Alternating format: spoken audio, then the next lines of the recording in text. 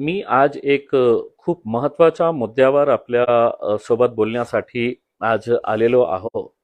आपल्याला माहीतच असेल की मागच्या काही दिवसामध्ये आपण हे बघत आहे, वाचत आहे की औरंगाबादमधला आदर्श नागरी पतसंस्था घोटाळा किती मोठा आहे. इनिशियल लोक म्हणतं की 200 कोटीचा आहे, पण आमच्या जानकारी प्रमाणे ते खूप मोठा आहे, त्याच्यापेक्षा मोठा आहे. त्याचे सगळे डिटेल्स जे आहे आम्ही घेत आहे. पण एक प्रश्न उपस्थित होतो की हे का पहिला घोटाळा आहे पतसंस्थेचा किंवा हे लास्ट घोटाळा आहे, याच्यानंतर काही घोटाळे होणार नाही. हे कोणी याचं उत्तर देणार? हे हे वारंवार हे घोटाळे पतसंस्थेचे, हे जे कॉपरेटिव्ह बँक्सचे घोटाळे जे आहे ते का होऊ राहिले आणि का हे गोरगरिबांच्या पैशाचा संरक्षण आपण करू शकत नाही?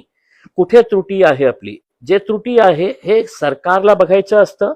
सामान्य लोकांना काही देणं घेणं नसतं.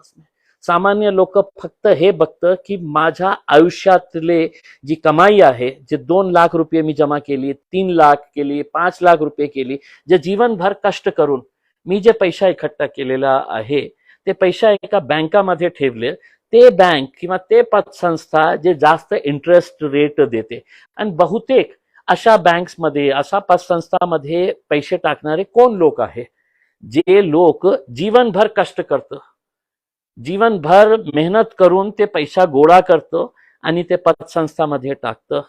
कारण त्यांना एक लोभ असतं, त्यांना लोभ दाखवण्यात येतं की आम्ही तुम्हाला नॅशनलाइज्ड बँक्स पेक्षा खूप जास्त आम्ही इंटरेस्ट रेट देतं. आणि याचा परिणाम काय होतो? इतकं जास्त पैसा ते इकट्ठा करतो, करोडोमध्ये ते लोकांकडून ते इन्व्हेस्टमेंट्स अट्रॅक्ट करतो, इन्व्हेस्टमेंट्स घेतो. काही महिने, काही वर्ष ते प्रामाणिकपणे ते पैसा देतो आणि मग त्याच्यानंतर त्यांचे डायरेक्टर्स असू द्या, बँकेचे चेअरमॅन असू द्या, आणि हे लोक कोण आहे? आपण आपल्या शहराचे जे जे पतसंस्था आहे, मोठे मोठे पतसंस्था, हे चालवणारी पतसंस्था कोण कोण आहे? हे सर्व लोक कुठे ना कुठे राजनैतिकशी संबंधित आहे.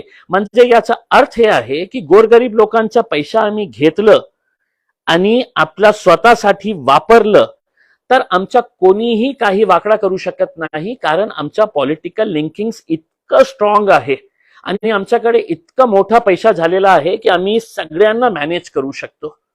मी जेव्हा आदर्श घोटाळ्याच्या संबंधित आता लोकांकडून जानकारी घेत आहे, त्यांचे डॉक्युमेंट्स मी बघत आहे, हे दुर्दैवच म्हणावं लागणार आहे की कोट्यवधी रुपये लोकांचे, म्हणजे दररोज मला त्या दिवसापासून जेव्हा मी पहिल्यांदा सिडकोच्या ब्रांचमध्ये, त्यांच्या हेड ऑफिसमध्ये जेव्हा मी गेलो होतो, त्याच्यानंतर दररोज मला 10-10, 15-15, 20-20 लोक फोन करतं आणि जे जे मला फोन केलेले आहे ते सर्व रडत आहे.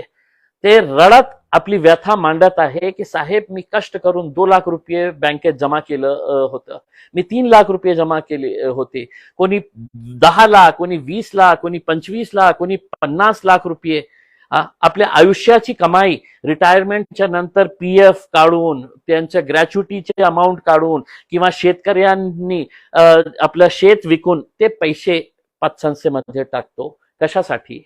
तर आपल्या येणाऱ्या काळामध्ये आपल्या मुलाला शिक्षणासाठी आपल्याला ते पैसे लागतील, आपल्या मुलीचं लग्न करायचं आहे त्याच्यासाठी हे पैसे लागतील, आपल्याला काही झालं तर मेडिकल ट्रीटमेंटसाठी ते पैसे आम्हाला उपयोगी पडतील, हे कारणास्तव, किंवा आपल्याला घर बांधायचे आहे, 2 रूमची खोली बांधायची आहे, याच्यासाठी जीवनभर कष्ट करून हे पैसे लोक इकट्ठा करतात. आणि एक दिवस त्यांना असं पेपरमध्ये वाचून असं करतं की बँकेने याच्यावर, आरबीआयने याच्यावर निर्बंध टाकलेला आहे, कॉपरेटिव्ह डिपार्टमेंटने याच्यावर निर्बंध टाकलेला आहे आणि असं सांगितलेलं आहे आता हे बँक बुडालेली आहे, हे पतसंस्था बुडालेली आहे, आता याच्यामध्ये तुम्ही कारभार करू नये. म्हणजे याचा अर्थ हे आहे की तुमचे जे पैसे आहेत त्याच्यामध्ये, जे तुम्ही या भरोश्यावर ठेवले होते की हे तर गव्हर्नमेंट रेग्युलराइज करतं, हे मॉनिटर करतं हे सगळं, गव्हर्नमेंट डिपार्टमेंट्स याला मॉनिटर करतो. या भरोश्यावर तुम्ही आपल्या जीवनभर आयुष्यभरची जी कमाई असतं तर त्याच्यावर तुम्ही डिपॉझिट करतं, इन्व्हेस्ट करतो. एक भरोसा असतं की नाही बाबा सरकार याच्या. पण मागच्या काही वर्षामध्ये आपण बघितलेलं आहे की जे सरकारमध्ये बसलेले लोक आहे ते स्वतः अशी पतसंस्था चालवत आहे, असे कॉपरेटिव्ह सेक्टर्सचे डायरेक्टर आहे. मग याचा अर्थ हे आहे की लोकांना याच्यामध्ये पैसा का टाकू, ज्याची गॅरंटीच नाही राहिलेली आहे. आता माझी अपेक्षा हे होती की आदर्शचा जे घोटाळा निघाला होता, आम्ही पोलीस कमिशनरांसोबत बसलो, आम्ही सगळ्या वरिष्ठ अधिकाऱ्यांसोबत बसलो, त्यांची एक कृती समिती तयार झालेली आहे आणि मलाही विश्वास नाही होता की इतके हजारोंची संख्या मध्ये लोक रस्त्यावर येते की आमचे पैसे अटकलेले आहे. आणि ज्या लोकांना मी भेटलो, ज्या म्हातारी बायांना मी भेटलो, ज्या प्रकारे जे रडत होते, कोणाचे 1,00,000 रुपये, 2,00,000 रुपये, 5,00,000 रुपये, अनेक असेही लोक होते की समृद्धीमध्ये आपल्या शेती गेलेली आहे, जास्त पैसा मिळालेला आहे, चला आपण या पतसंस्थामध्ये ठेवू, या कॉपरेटिव्ह बँकमध्ये ठेवू. परिणाम काय झाला, ते डायरेक्टर्स पैसे घेऊन, ते चेअरमॅन पैसे घेऊन पळाले. आणि पळाले म्हणजे असं पळाले नाही, त्यांनी त्या पैशाचा वापर आपल्या स्वतःला कशा आपली प्रॉपर्टी वाढवता येईल, स्वतःची प्रॉपर्टी कशी वाढवता येईल याच्यासाठी त्यांनी उपयोग केला. त्यांना माहित होतं की हे गोरगरीब लोक जाणार कुठे. आणि हेच परिस्थिती होती, आपल्याला स्पष्टपणे सांगतो की कोणी त्यांचे वाली नाही होते. अनेक दिवसापासून ते इतके या पुढारीकडे जायचं, त्या पुढारीकडे, या मंत्रीकडे जायचं असणे. एकदा मलाही माझ्याकडेही आले आणि मी त्यांना शब्द दिले की मी येतो तुमच्याकडे. मी गेलो जेव्हा तर मला कळाले की किती गंभीर हे मुद्दा आहे. आता माझी अपेक्षा हे होती की महाराष्ट्राच्या विधानसभेचा अधिवेशन आता सुरू आहे, 2 दिवस झाले, आणि माझी अपेक्षा हे होती की या 2 दिवसामध्ये मुख्यमंत्री असू द्या, वित्तमंत्री असू द्या, सहकार मंत्री असू द्या, 2-2 किती गप्पा मारत होते की आता आमची डबल इंजिनची सरकार आहे, आता ट्रिपल इंजिन लागलेला आहे, किती विकास करणार आहे, आपला स्वतःचा विकास. हे गोरगरिबांच्या पैशाच्या बाबतीत का एक शब्दही काढले नाही तुम्ही. काय याचा अर्थ काय आहे की नाही आम्हाला संरक्षण आहे त्या मानकापेला, ते जे डायरेक्टर आहे, ते जे चेअरमॅन आहे, आणि किती उदाहरण देऊ आपलं. आता महाराष्ट्र स्टेट कॉपरेटिव्ह बँक घोटाळा कोणी सांगितलं होतं, किती पैशाचा घोटाळा आहे, 25,000 कोटीचा कोणी सांगितलं होतं. हायकोर्टांनी, बॉम्बे हायकोर्टनी निर्देश दिलं की याची चौकशी व्हायला पाहिजे.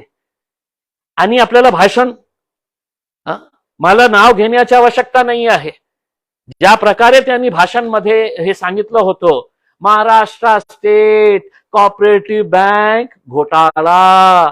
मित्रो, काय झालं त्याचा घोटाळा, तुम्ही कोणी केलं, कोणत्या प्रकारे केलं, कधी केलं, हे सगळे सांगणारे तुम्ही.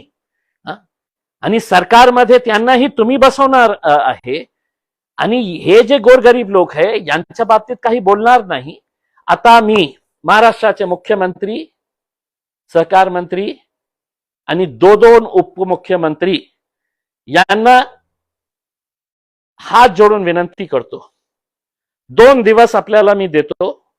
या 2 दिवसामध्ये महाराष्ट्राच्या विधानसभेमध्ये तुम्ही एक घोषणा करा की जे पतसंस्था रिकॉग्नाइज्ड आहे, जे पतसंस्था कॉपरेटिव्ह डिपार्टमेंट्सने त्यांना रिकॉग्नाइज केलेले आहे, किंवा जे कॉपरेटिव्ह बँक्स जे आरबीआय ने त्याची मॉनिटरिंग करत आहे, आणि त्याच्यामध्ये माझे पैसे काही असतील, तुमचे पैसे काही असतील, याची जबाबदारी महाराष्ट्र सरकारने घ्यायला पाहिजे.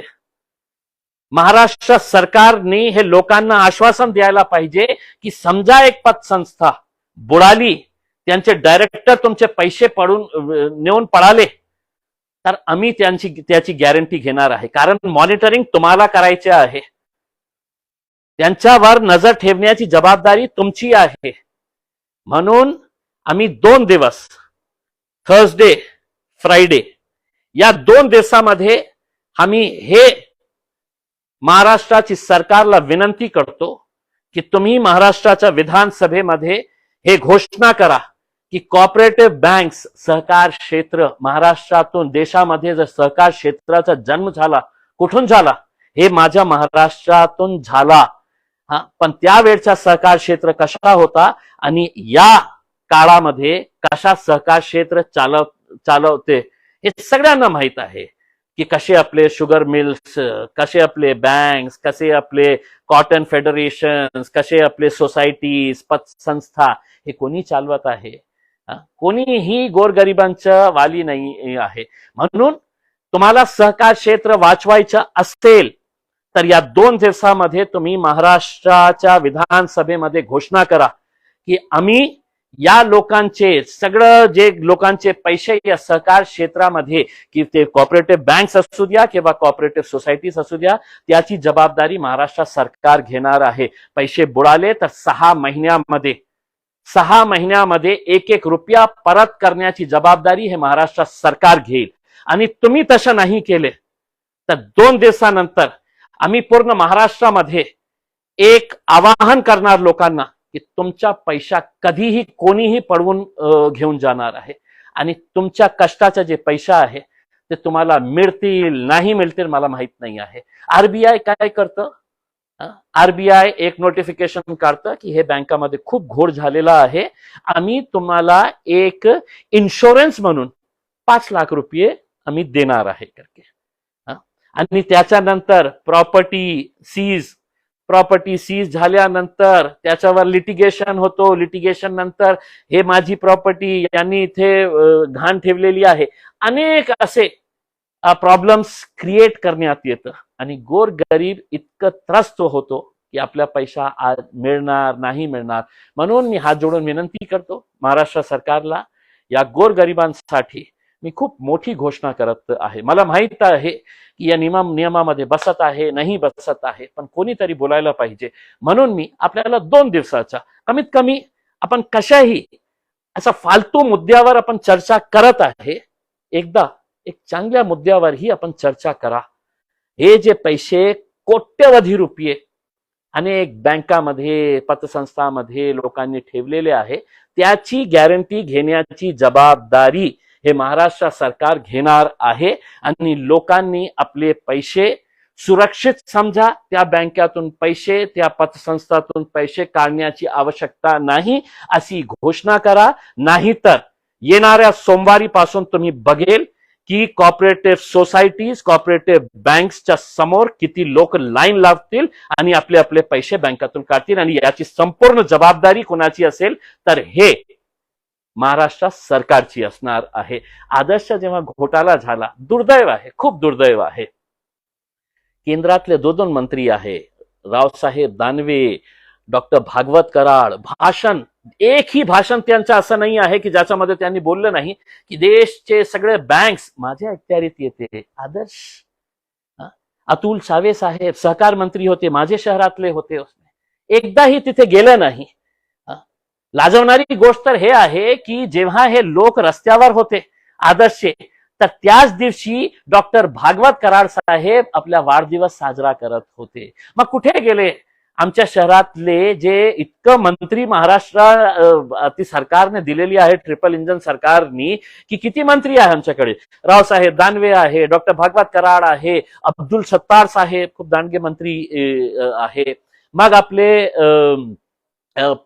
भुमरे साहेब आहे मग दानवे साहेब आपले हे दानवे आहे अंबादास दानवे साहेब विरोधी पक्षातले 2 दिवस घोषणा करा नाहीतर सहकार क्षेत्राच्या काय हाल होतील मला माहित नाही आहे आपल्या सर्वांची जबाबदारी आहे हे सहकार क्षेत्राला वाचवण्याची पण याच्यासाठी तुम्हाला पुढे येण्याची आवश्यकता आहे खूप खूप धन्यवाद